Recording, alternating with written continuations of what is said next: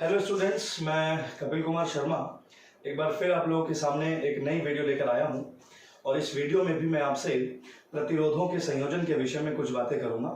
ये वीडियो मेरी कक्षा 10 के बच्चों के लिए है जो स्टूडेंट क्लास 9 पढ़ के इस समय क्लास 10th में प्रवेश कर चुके हैं और उनके सिलेबस में साइंस के सिलेबस में एक चैप्टर है इलेक्ट्रिसिटी और उसमें हम लोग आपको पढ़ा रहे हैं प्रतिरोधों का संयोजन।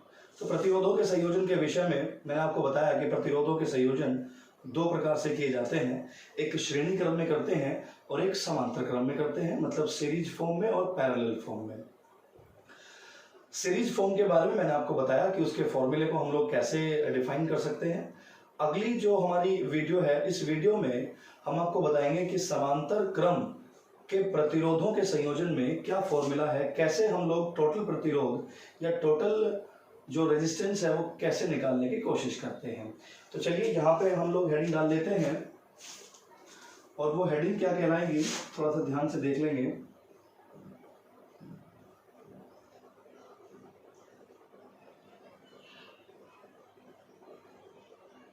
समांतर क्रम संयोजन में हम लोग जानते हैं जो इसका टोटल प्रतिरोध निकालते हैं, टोटल प्रतिरोध निकालने के लिए यहाँ पे आप लिख सकते हैं T4 है टोटल प्रतिरोध, मतलब तुल्य प्रतिरोध, और इसके आगे की तरफ हम लोग लिख सकते हैं 1/R1 प्लस 1/R2 और प्लस 1/R3, और इस तरीके से हम करते हुए इसमें कितने भी प्रतिरोध हम लोग जोड़ सकते हैं।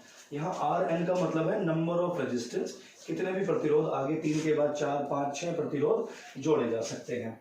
यहाँ इसका हम एक डायग्राम बनाने की कोशिश करते हैं। जैसा कि मैंने आपको बताया था कि दो बिंदुओं के बीच में, ये A बिंदु है, ये B बिंदु है, दो बिंदुओं के बीच में जो प्रतिरोध होता है वो हम लोग किस तरीके से ऐड कर सकते हैं।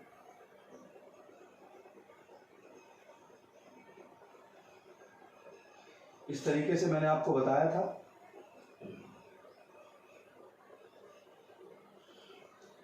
ये बिंदु B मान लीजिए और ये बिंदु क्या मान लीजिए, A मान लीजिए। इस तरीके से हम लोग इसको थोड़ा सा आगे की तरफ, आगे इसे कहाँ से जोड़ देते हैं, इसे जोड़ देते हैं हम लोग बैटरी से जोड़ देते हैं, यहाँ प्लस और माइनस लिख देते हैं। प्रतिरोध हमारे यहाँ पे 3 प्रतिरोध हैं, जैसे R1 है, R2 है, R3 है। इस प्रतिरोधों के संयोजन के विषय में मेरी एक वीडियो पहले से ही YouTube चैनल पर अवेलेबल है, जिसे आप लोग देख सकते हैं कि प्रतिरोधों का ये वाला जो संयोजन है वो कैसे होता है। तो ज़्यादा कंफ्यूज होने की ज़रूरत नहीं है कि डायग्राम कैसे बना दिया गया। आप इस डायग्राम को समझने के लिए प्रतिरोधों के संयोजन के हिसाब से जो सबसे पहली वीडियो है पार्ट 1, उसमें आप लोग देख सकते हैं। तो हमने बताया कि यहाँ से जो धारा जाती है उसे हम किससे रिप्रेजेंट करते हैं, V से रिप्रेजेंट करते हैं, और हम लोग यहाँ धारा को I से प्रदर्शित करते हैं, और पोटेंशियल जो है हमारा विभव जो है उसे किससे प्रदर्शित करते हैं, हम लोग V से प्रदर्शित करते हैं। इसे समझने की कोशिश करेंगे। तो सबसे पहले बात करते हैं हम लोग V की। तो जो हमारा V है वो हमारा क्या होगा कि जैसे ही इसमें फॉर्म में पहुंचेगा तो सभी रेजिस्टेंस पर हमारी जो V की वैल्यू होगी वो बराबर होगी। अगर हम वोल्ट मीटर से नापने की कोशिश करें तो सभी रेजिस्टेंस पर जो हमारा विभव होता है, जो पोटेंशियल होता है, वो डिवाइड नहीं होता, वो एक ही जैसा होता है। तो आप लोग यहाँ पे रख सकते हैं हम लोग रिमेन कांस्टेंट। जो V होता है हमारा वो परिवर्तित नहीं होता, जबकि जो धारा है, धारा यहाँ से लेके और यहाँ पर पहुंचेगी बिंदु A पर। तो बिंदु A पर जाने के बाद उसके पास 3 रास्ते दिखाई दे रहे हैं आपको। तो वो जो धारा है वो तीनों रास्तों में बराबर बराबर क्या हो जाएगी, तीनों रास्तों में बराबर बढ़ जाएगी। यहाँ तक तो धारा कौन सी आई, धारा को जो हम किससे रिप्रेजेंट करते हैं, I से रिप्रेजेंट करते हैं। तो यहाँ तक तो धारा जो है जो फ्लो होके यहाँ तक पहुंची है, तो यहाँ तक तो वो I से दर्शा रहे हैं, लेकिन जैसे ही वो आगे जाएगी वो बट जाएगी। जब ये ऊपर की तरफ जाएगी तो हम यहाँ क्या लिख देंगे, I1 लिख देंगे। जब ये सीधी जाएगी इस वाले पर जाएगी तो यहाँ I2 लिख देंगे, और जब नीचे की तरफ जाएगी तो यहाँ पर क्या लिख देंगे, हम लोग I3 लिख देंगे। इस विषय में कुछ जानकारी प्राप्त करने की कोशिश करें तो यहाँ लिख सकते हैं हम लोग एक फॉर्मूले के द्वारा, यहाँ लिख सकते हैं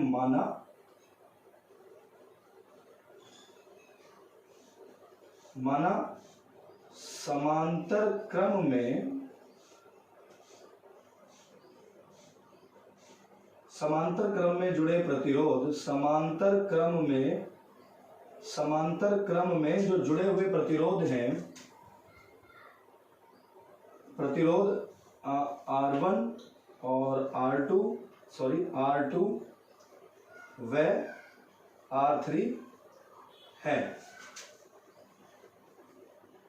इनमें धारा कैसी है आप लोग जानते हैं, I1, I2 व I3 है। मैं थोड़ा जल्दी और शॉर्टकट कराने की कोशिश कर रहा हूँ जिससे आपको आसानी समझ में आ जाए।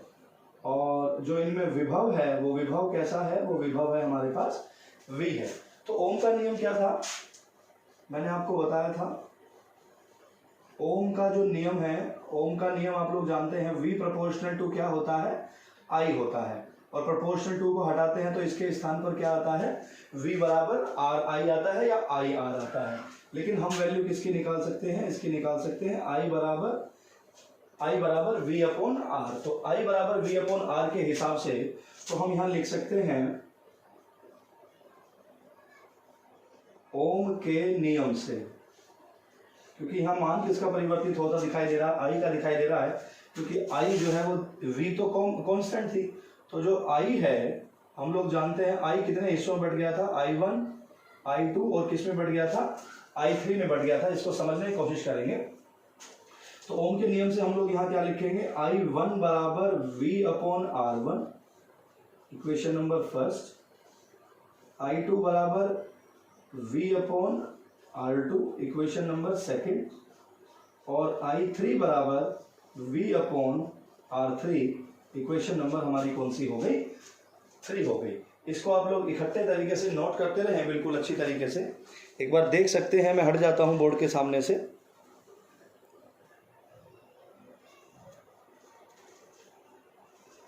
बोर्ड के सामने से हम लोग हट जाते हैं। तो इस बिंदु A बिंदु से लेकर और इस B बिंदु तक जो हमारी टोटल जो धारा है, जब यहां से यहां पहुंची तो टोटल धारा कितनी है, I है। तो हम लोग यहां लिख सकते हैं तुल्य धारा जो है हमारी, जो टोटल धारा है वो है I। और I किसके बराबर है, I1, I2 और किसके बराबर है I3 के। तो इस वाले फॉर्मूले में हम लोग थोड़ा सा चेंजेस करेंगे, इसको भी आप लोग नोट करते चले जाएं जिससे थोड़ा आसान हो जाए। तो हम टोटल धारा के बारे में बात करेंगे। अब यहाँ क्या करने की कोशिश करेंगे, तो I बराबर टोटल को जोड़ेंगे, जैसे I1, I2, I3। तो यहाँ I1, I2, I3 इस तरीके से। I1 का मान क्या है, यहाँ तो I रख दिया हमने ऐसे, ये वाला I तो यहाँ आ गया। फिर I1 की जगह पे क्या रखेंगे, V अपॉन R1 रखेंगे। फिर I2 की जगह पे V अपॉन R2 रखेंगे। और फिर I3 की जगह पे V अपॉन क्या रखेंगे, V अपॉन R3 रखेंगे। कुछ इस तरीके से रखने की कोशिश करेंगे। हाँ, थोड़ा सा ध्यान देंगे इस बात पे, नोट करते रहिए साथ साथ। मैं बोर्ड के सामने से हट जाता हूं थोड़ा।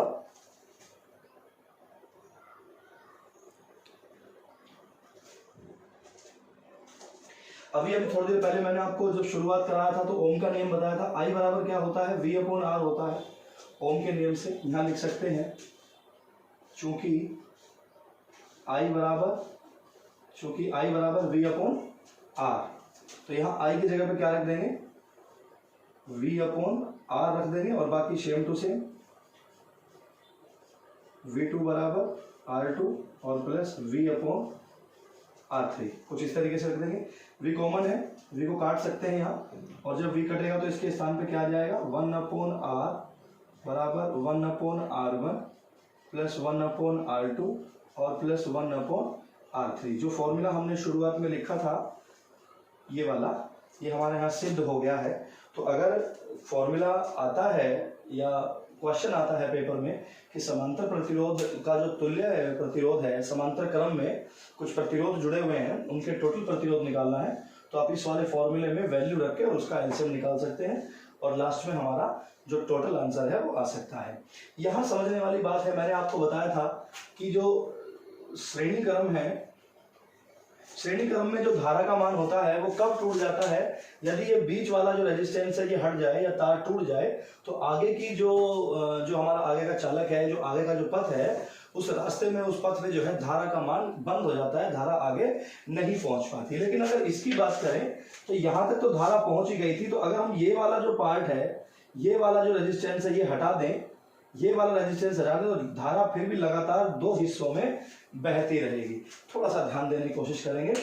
तो और एक बात मैंने और बताई थी कि श्रेणी क्रम में जो टोटल प्रतिरोध होता है वो ज्यादा होता है। श्रेणी क्रम में टोटल प्रतिरोध क्या होता है, वो ज्यादा होता है, मतलब धारा बहने में परेशानी होती है श्रेणी क्रम में, तो थोड़ा सा धीरे धीरे बहती है, मतलब धारा बहने का जो मान होता है वो कम होता है। जबकि समांतर क्रम में धारा बहने का जो मान होता है वो ज्यादा होता है। उसका मतलब ये होता है कि जो समांतर क्रम होता है उसमें धारा बढ़ जाती है, अलग अलग बढ़ जाती है, जो उसमें टोटल प्रतिरोध होता है चूंकि वो कम होता है। तो आज की जो हमारी वीडियो थी वो थी प्रतिरोधों के संयोजन में समांतर क्रम को हम लोग किस तरीके से संयोजित करते हैं, उसका हम लोग फॉर्मूला कैसे आप लोगों के सामने सिद्ध करने की कोशिश की थी मैंने। तो आज की वीडियो मुझे उम्मीद है कि आप लोगों को समझ में आई होगी। लेकिन अगर कोई भी टॉपिक या कोई भी लाइन आपको समझ में नहीं आई है तो आप हमारे कमेंट बॉक्स में जाके इसके रिगार्डिंग लिख सकते हैं कि ये जो पॉइंट है ये समझ में नहीं आया। मैं कोशिश करूंगा आपको पूरी की पूरी बात बताने की। और किसी वीडियो को शुरू से लेके और लास्ट तक देखने में ही फायदा होता है, शुरू के कुछ मिनट्स देखने के बाद उसको बंद कर देना ठीक नहीं रहता।